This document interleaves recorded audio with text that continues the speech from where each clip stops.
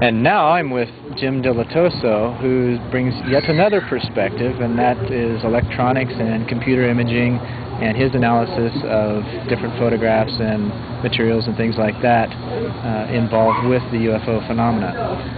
Jim, what got you involved originally? How were you approached? In 1977, I was working at Jet Propulsion Laboratory in Pasadena, and I was on the Iridium team on the Shroud of Turin research project. And I put together a team of 4 people to analyze the Iridium test that had come back from Rome after the test had been done. And I was asked by Wendell Stevens and Jim Lorenzen, who are UFO investigators, to put together a team and a procedure to test UFO pictures.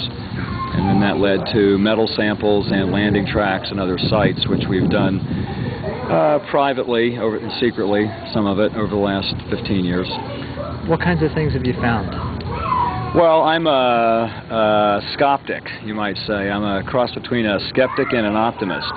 So we enter into it not trying to disprove or prove it, but merely to identify what the material is that we're looking at. So I find many things, ranging from photographs, of course, which are very interesting and very useful for determining that there is a genuine phenomena that is going on. I find an increase, of course, in the media these days, in the last 5 or 6 years, about what the phenomena is really about. Now, the media seems to be giving it, you know, maybe not the best treatment. Is that your perspective, or do they seem to be really wanting to put out what's really happening? The media is covering one side, and that is to do with the sensationalism of abductions, people that are taken on board a craft against their will.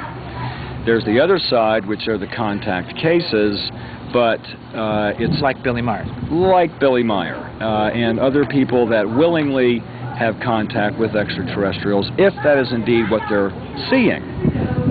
There's many questions. Do you have some questions of that? Are there any other interpretations? Well, not in that one case. I don't have any questions, but there may be an effect that's happening from the population due to unclean food.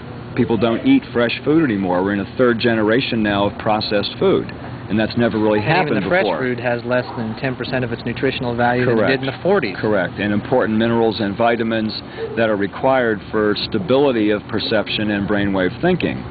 NutraSweet and Prozac are both made by the same company. One causes manic depression, one prevents manic depression. That lab is indeed connected with Los Alamos, directly by contract, in Sandia since the 50s, Cyril Laboratories, where a lot of UFO investigation work has been done. So the intrigue deepens as the psychology of balanced management of the planet gets more complex. You mentioned balanced management of the planet. Yes. Now, is that really what the focus of the quote-unquote New Age is all about? Well, the UFO phenomena has kind of been lumped into the New Age. I wouldn't necessarily say that. Maybe, just in my perspective, maybe the New Age movement is more about individual understanding of their own nature. If you had to say to someone, are you in the New Age movement? Well, I don't know if everyone might know what that means. But are you interested in personal growth and development? Yeah, that's what a lot of people want to do. And hopefully they're getting better at that in themselves every day and every month. And certainly with the contactee experiences, that's really propelling those people into the self-awareness and the growth.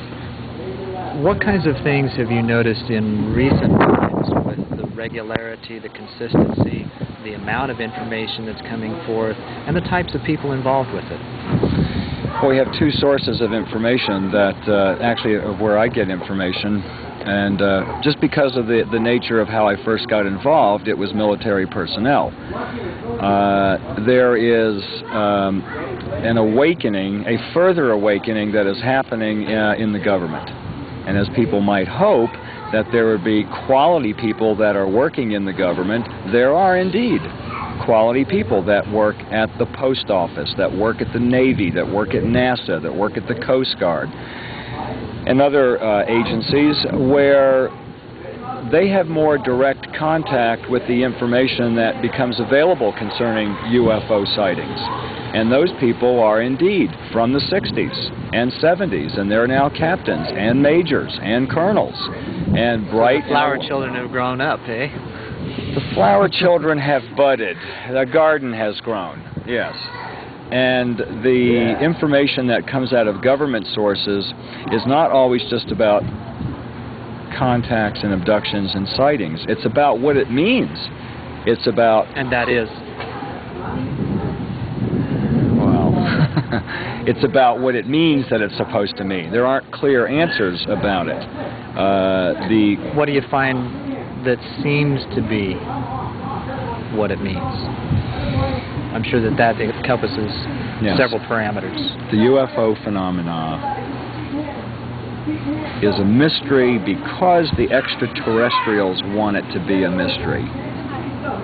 Not because the government or religions or investigators or contactees want it to be a mystery.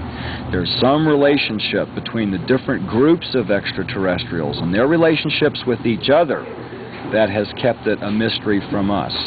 Apparently, the cycles of growth and technology advancements and spiritual responsibility that's going on now is not related to the extraterrestrials. They're not running and guiding that. We're doing that. Earth people are strong, capable, advanced people that get insight, perhaps from extraterrestrials, in trying to deal with this mystery. But, look, we live on an insane planet rushing headlong to destruction. And only a change in mass mind is going to affect that rush towards destruction. Like a critical mass consciousness. Yes, and whether the extraterrestrials are going to come forward and do anything about it is difficult to say. I don't think they are. Well, like Massey says, there needs to be a significant emotional event. How do you think that would happen? Some accidents created by man, pollution, contamination, mismanagement of power and technology. I don't know what it's going to be, but it will be something that will make people all of a sudden wake up and go, wait a minute, this is up to us. This is up to me to solve this problem. I can read about extraterrestrials, I can read about contactees, I can read about angels, but it's up to me and my relationship with my friends and my parents and my family as to what my purpose on this planet is about. And extraterrestrials are very interesting, and I'm sure that they're visiting here, but it's up to us. Jim, thanks for your time. Okay, you're welcome. Thank you.